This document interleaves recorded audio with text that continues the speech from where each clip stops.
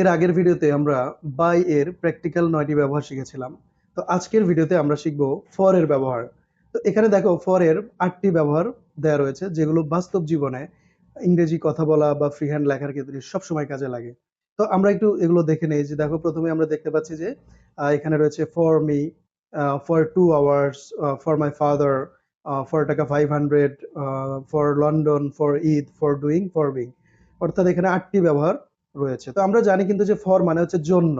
অর্থাৎ তুমি যে কোনো স্টুডেন্টকে তুমি যদি জিজ্ঞেস করো যে ফর মানে কি, তো যে কেউ কিন্তু বলবে যে ফর মানে জন্য। বাট প্র্যাকটিক্যাল ব্যবহারের ক্ষেত্রে শুধু জন্য জাতীয় কথাই কিন্তু ফর দিয়ে বানানো যায় না। দেখো, বাস্তবে ব্যবহার হয় এমন 8 ধরনের কথা কিন্তু এখানে রয়েছে। এগুলো শেখা আমাদের জন্য অত্যন্ত জরুরি। তো দেখো, প্রথমে আমরা প্রথম ব্যবহারটি নিয়ে একটু কথা বলি যে ফর মি।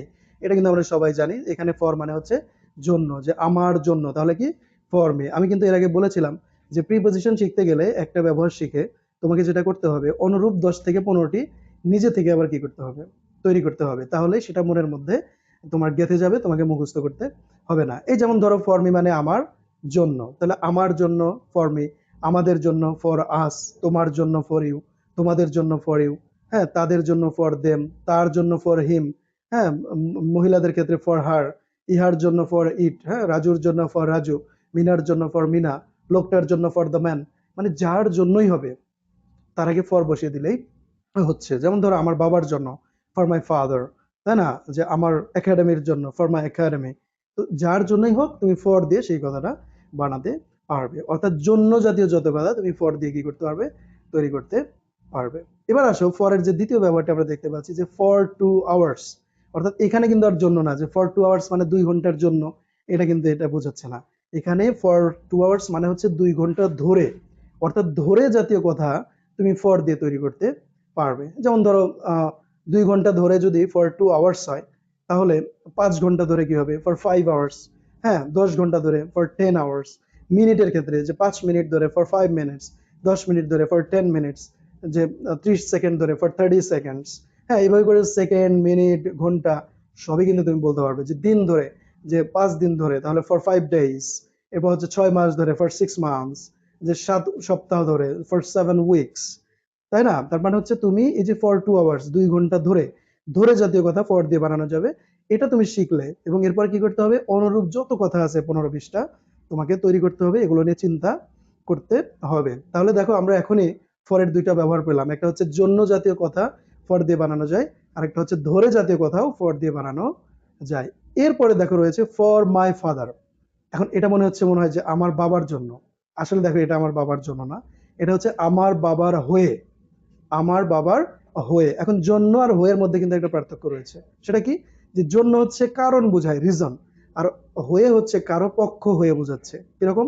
যেমন ধরো, যে এখানে আজকে এই ক্লাসটি নেওয়ার কথা ছিল অন্য একজন শিক্ষকের, বাট আমি কি করলাম, যে তার হয়ে আজকে আমি এই ক্লাসটা এখানে নিচ্ছি। তাহলে এইটা হচ্ছে পক্ষ হয়ে বোঝায়।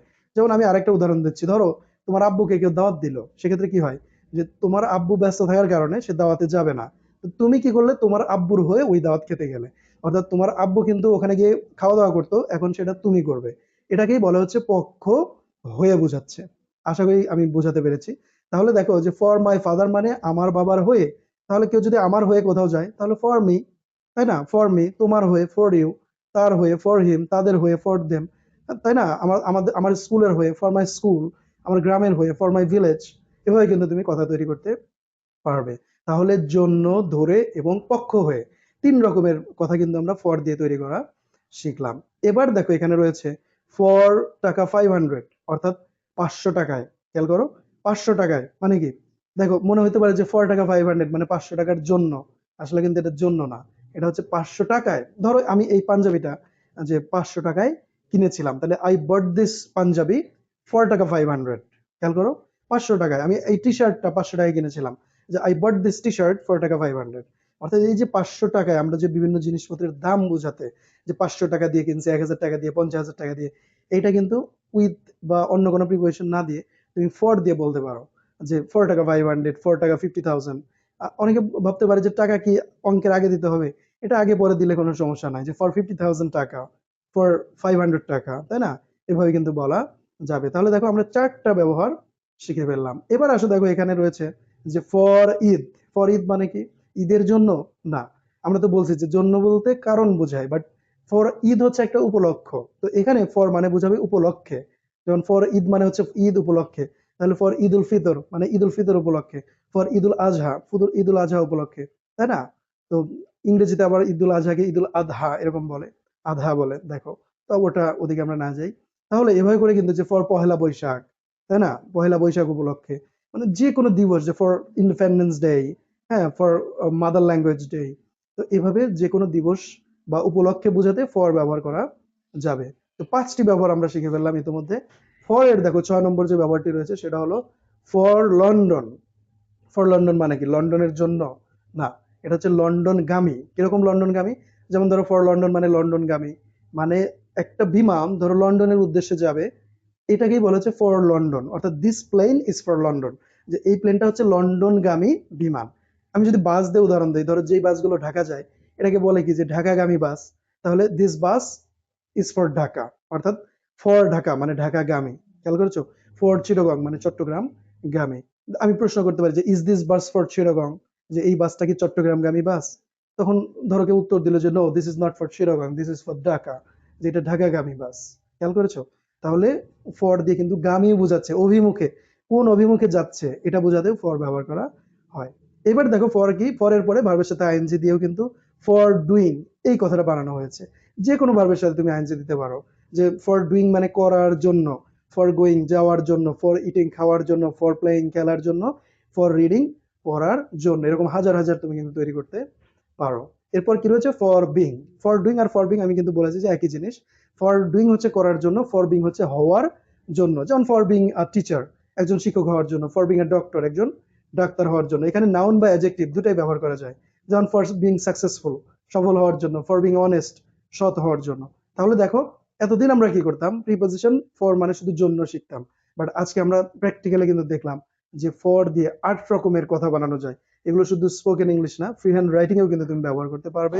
ইংলিশ পড়ে বোঝার ক্ষেত্রে, শুনে বোঝার ক্ষেত্রে, ৪টা স্কিলের ক্ষেত্রেই কিন্তু তুমি এগুলো ব্যবহার করতে পারবে। তো আশা করি ফরের ব্যবহারটি তোমার ভালো লেগেছে।